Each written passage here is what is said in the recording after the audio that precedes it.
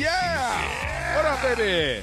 Travis and DeMarco show live at Legends Attic. We have spoken with Oral Hershiser. We've spoken with Robert Horry. And now we've got the recently inducted Hall of Famer, Michael Cooper, Lakers legend, jersey up in the rafters and already giving DeMarco Farr crap. I managed to make a Hall of Famer mad. I am so sorry, folks. And I'm very upset because he had a picture growing up of Dr. J dunking on me, which he kind of like said it was just out of Sports Illustrated, but he probably got it. But you know what? That's okay, because the good thing about that is I get paid every time that picture is shown. Absolutely. Ooh. We cut every Sports Illustrated cover out. We taped them on the wall, and yours, that one just happened to be over my bed. So here's the thing. I have been a fan of you since I was a kid. No, you're not. He was dreaming about Dr. J. That's what he was. I used to pretend I used to pull the socks up, wear the shorts with the string hanging. Everybody wore their clothes like that in the 80s. We had Daisy Dukes and long socks. Do you remember recently, it was maybe, I don't know, about 10, 15 years ago, when the Kobe Powell team did the Showtime shorts, like the short shorts? I remember that, yeah. And they were all so awkward with it, they changed at halftime back into the long shorts. And we talked with them afterwards. They all said, yeah, we felt way too self-conscious and weird. Like someone like Andrew Bynum, these shorts were almost like bikini briefs because he was just so tall. Different era then. Yeah. Well, they don't understand. Old school stuff is the best stuff. Oh, yeah. Well, it was our generation, right? Exactly. What was it like to get the call? Did you start crying? No, my call came on April 1st. Okay. So I thought it was an April Fool's joke. Oh. I really did. I had gotten that call 2 years prior to that, and every time I would get it, Mr. Colangelo would go like, you know what, Coop, you deserve to be in, but it's not your time. So when I got the call, I'm sitting there listening, and I kind of like tuned out because they go through a formality of telling you the process, the whole thing.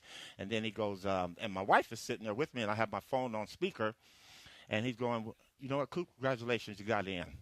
So I'm sitting there, and Jerry goes, Coop, you got in. And my wife looks at me and said, babe, you got in. I said, what? You got in. And I jumped up and started yelling. It would have been It would have been like 7th level of hell cruel to do an April Fool's joke. That's a bad joke. That's not funny. There's no punchline to that. That's just mean. No, there's a punchline. Me punching you. Yeah. Oh, yeah. Like, that's probably when you should have known it was real, just because I don't know if anybody's that mean. That's what I thought. It's kind of like Coop today, like 5 minutes before he arrives. He texts my business partner and says, I'm not coming.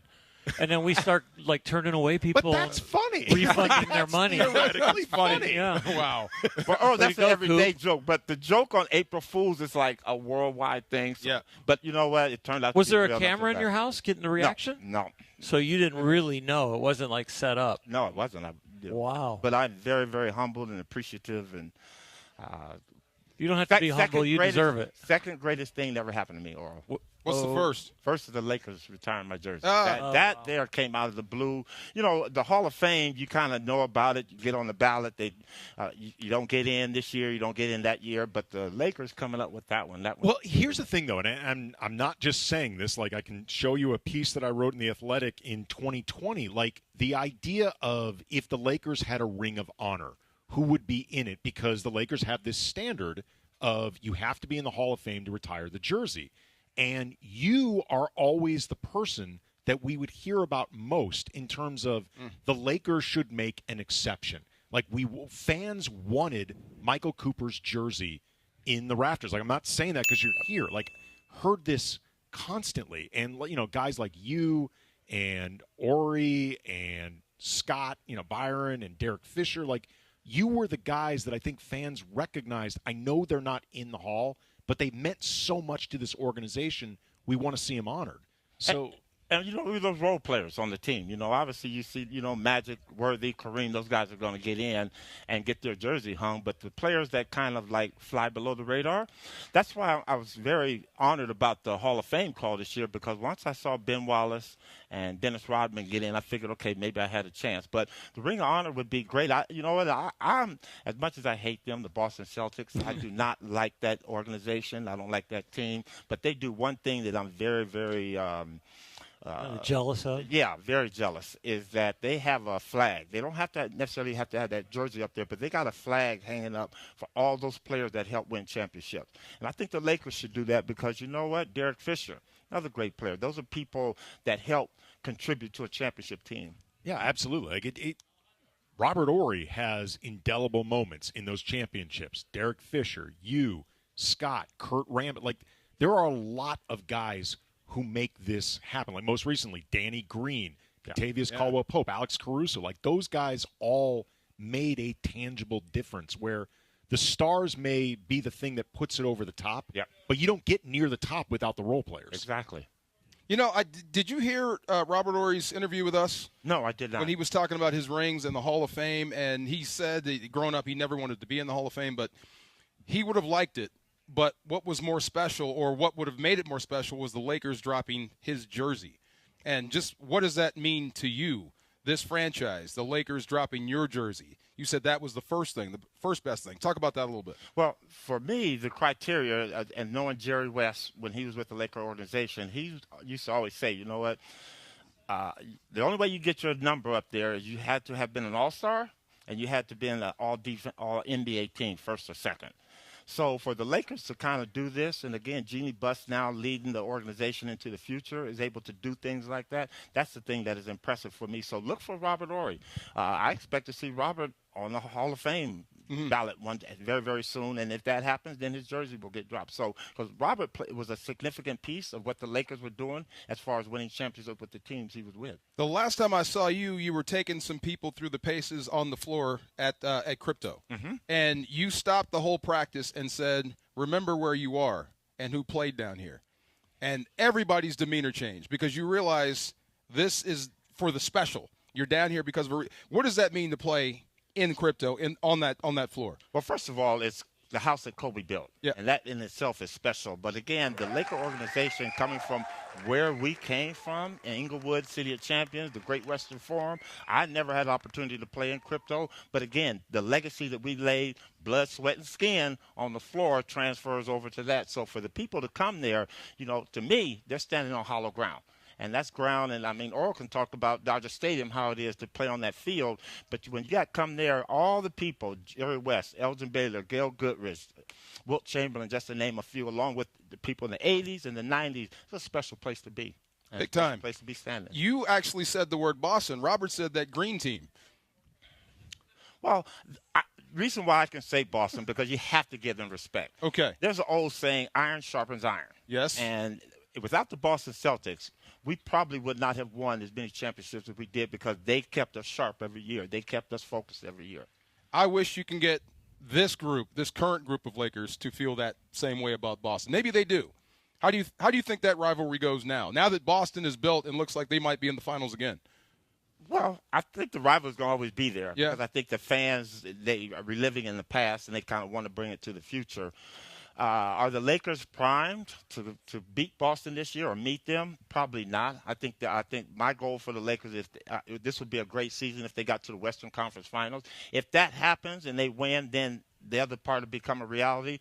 But we have to get to where Boston has achieved success. Now we got to get those players in. I think the Luka trade was questionable. That still remains to be seen. But I think we're heading in the right direction because, again, LeBron one day is going to retire. Yeah. And we got to have that piece coming. The trade was good. You liked the trade. He just needs to get in shape or get in basketball shape. Well, I don't necessarily like the trade. I respect the trade. Okay. I like the trade because with you had Christie, a young, good perimeter defensive player. He's been and then great you had in Dallas. Yeah, very good. And AD, that's defense wins championships. And they don't have that now. And you got probably three of the worst defensive players on the Lakers team, but three of the best offensive scorers on the Lakers team, and Luka, Reeves, and LeBron. What's the transition from I'm a bad defender to I'm a good defender? Well, this is a good one. I'm glad you asked that, Earl. Magic Johnson was not a great one-on-one defender, but he was a hell of a double-team defender. He was always there to help. He was always there to double-team the player. But if you put him one-on-one, he couldn't guard too many people. I mean, he'd keep them in front, but they were going to eventually go by. He'd be the first to say it. Yeah, but for us, we use Magic as our double-team. He was very good at that. So to me, that is, and again, playing defense, you have to put your heart into that. And you got to want to play defense. Is that the differential? Is it from ability to knowledge of scouting to, the guy you got?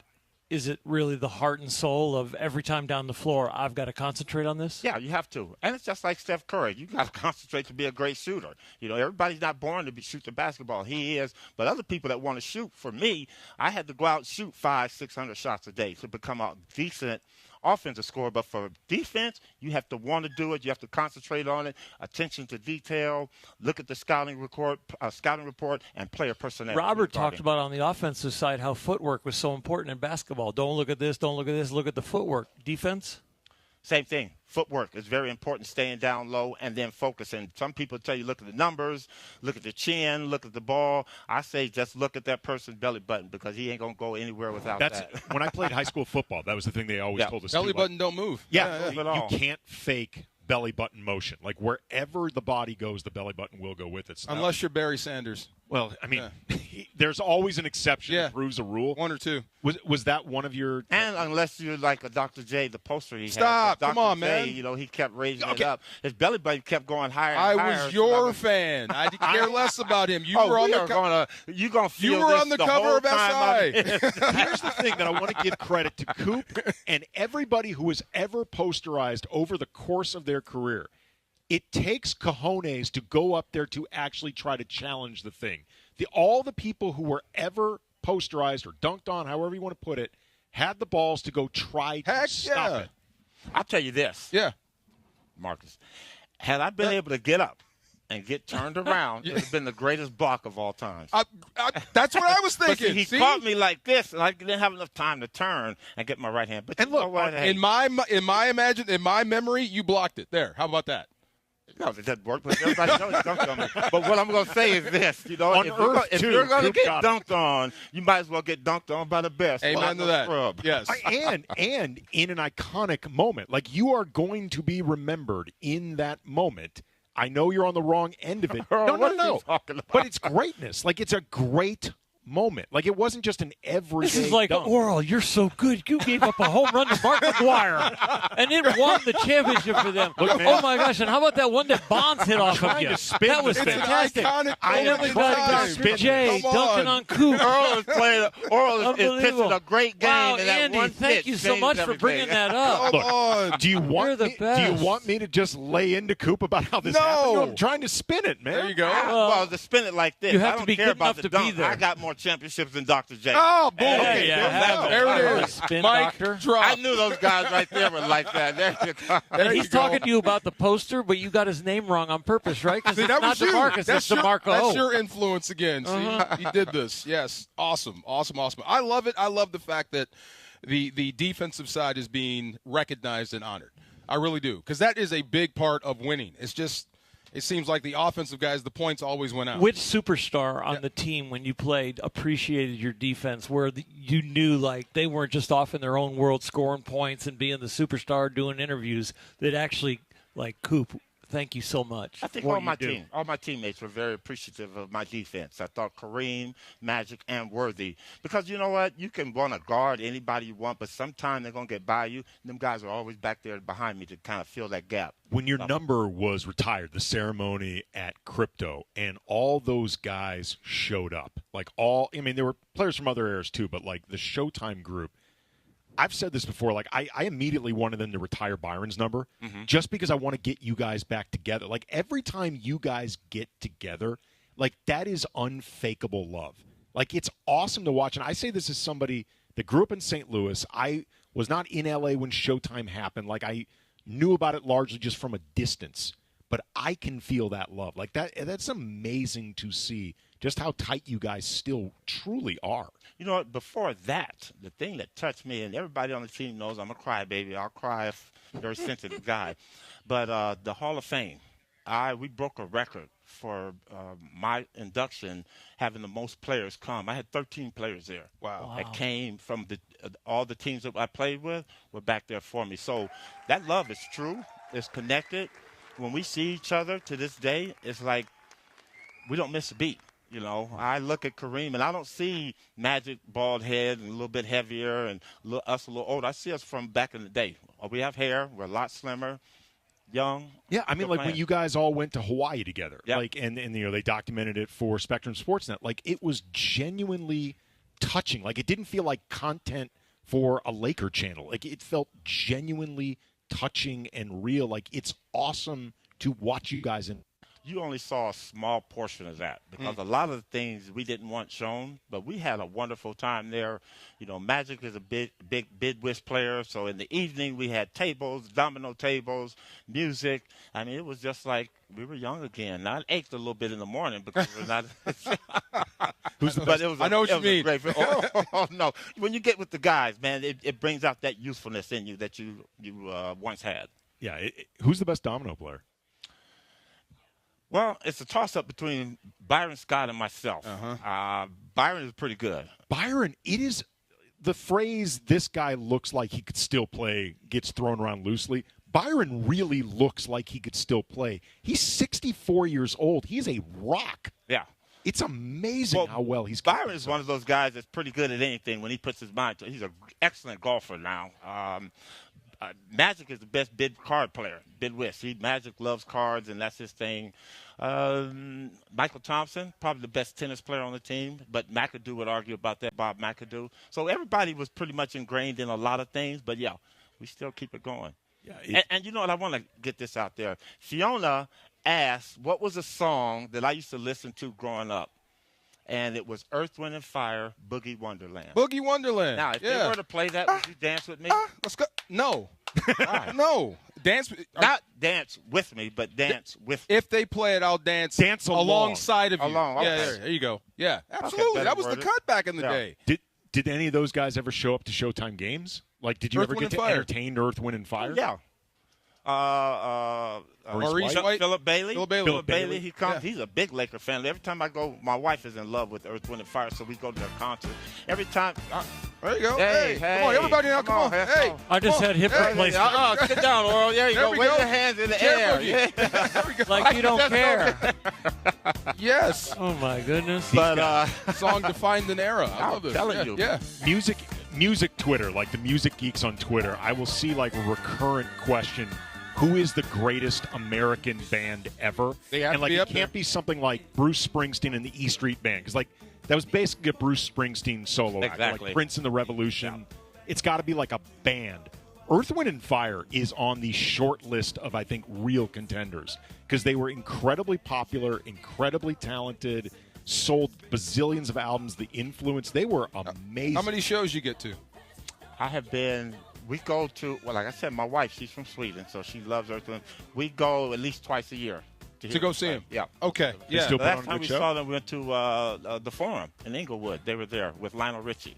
I was a big And fan of it's, Verdine, the bass player. Oh, man. Big, tall And dude in the middle. He still gets it going. Still gets it going. Still gets Yes. it going. And he's like 75, 76. I Yeah. used to see him. Was he he was related to the singer? Yeah. Yeah. That was his brother. Yeah. Yes. Okay. Maurice White was his brother. That's it. Yes. There's Jamming only with 3 originals left, but out of like, what, 12, 13? Yeah, but a lot of music And they forever. still sound very, very good. Yes. So. You guys, Oral, Michael Cooper, you guys were winning championships in L.A. at the same time. Mm-hmm. Like, what type of interactions were there with you guys, like in terms of just awareness of each other? How long do you guys go back? celebrating Yeah. each other? How did that work?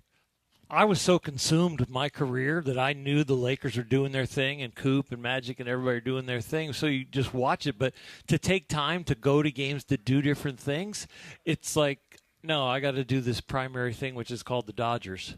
But to appreciate their championship, yeah, and watch their ability and watch their dedication, yeah, crazy. I would say ditto. I would say ditto, exactly. We knew what the Dodgers were doing, but you got to hone in on your craft. Yeah. And it kind of like made us want to win. When they won, it was like an extension. That's what I was going to ask. Like, did you Yeah. guys feel like you were together lifting the city? Like you guys were a part of the same thing?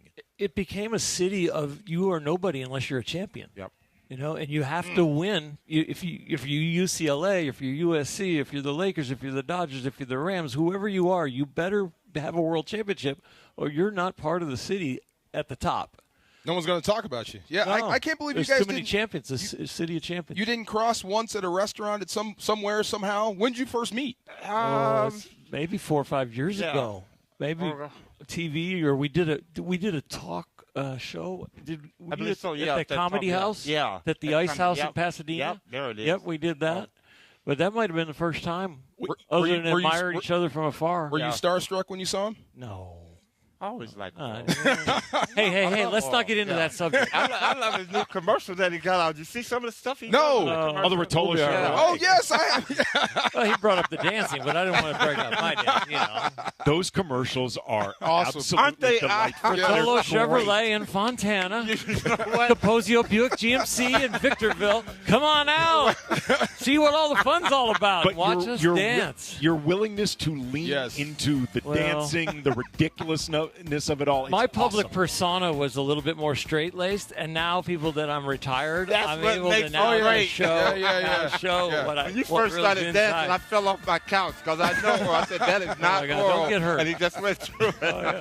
That's actually how It's all Earl good. hurt his head, falling off the couch laughing at himself. But no, some of the other Dodger players, Dusty Baker, guys like that. Yeah. Well, Ron Say. whatever. Oh yeah, the whole guys infield. like that over the years. You saw him, yeah. But like you guys defined a decade in sports in a city like LA. That's like, it's really amazing to look back on it, and it really was like a true full decade. Like you guys, When you're in the 80s. middle of it, it's consuming you, and it's not about results. It's about dedication. The very next day, I got to get better, and it's like somebody's chasing you, even though you're on top. Was there ever a moment where it sort of dawned on you, like, damn, I did that. Like I was a part of The this. first question after you win is, can you repeat? Oh, yeah. Right? Oh, yeah. That's what Pat Riley did in 1985. He told us, he said, you guys have to stop and smell. This was at the beginning of the championship series with the Celtics. Stop and smell the roses because this is going to be over in a blink of the eye. And, boy, it seemed like that. When you're going through it, it doesn't. But now that it's over and done with, I'm glad that he told us that because I do remember a lot of the moments in the locker room, on the bus ride, certain games. A peripheral subject to this is something you said earlier in this interview, which is you're a crybaby. I'm a crybaby, too. Do you know why you're a crybaby? Well, my grandmother, I'm the oldest grandchild. I'm the first grandchild. So my grandmother named me Michael the Archangel. And she always used to tell me, Michael, there's nothing wrong with a man crying. That means that you're in touch with your feelings, that you have empathy for other people. And My dad was tough like a Marine, and my mom was strong. But when mom was out of the public of being strong as a mother, I saw her as a crier, and I became that kind of same person of I'm going to be strong in public, but boy, watch out. And then the tears flow. Really beautiful. I've never cried ever in my life. I'm about to cry now. Great story, Earl. Yes. You're going to make Awesome me stuff. start shedding a tear. Stop it. He is Michael Cooper. Yes. He is a Hall of Famer. He sure is. He has a jersey retired with the Los Angeles Lakers. Thank you very much. Thank And you, he's in guys. Boogie Wonderland. He is Oh, here it comes again. There it is. Coming up next, a little Dance. hot I'm and just cold. trying to Travis keep it real DeMarco, quick, okay? 710 ESPN. Way to go. The wait is over.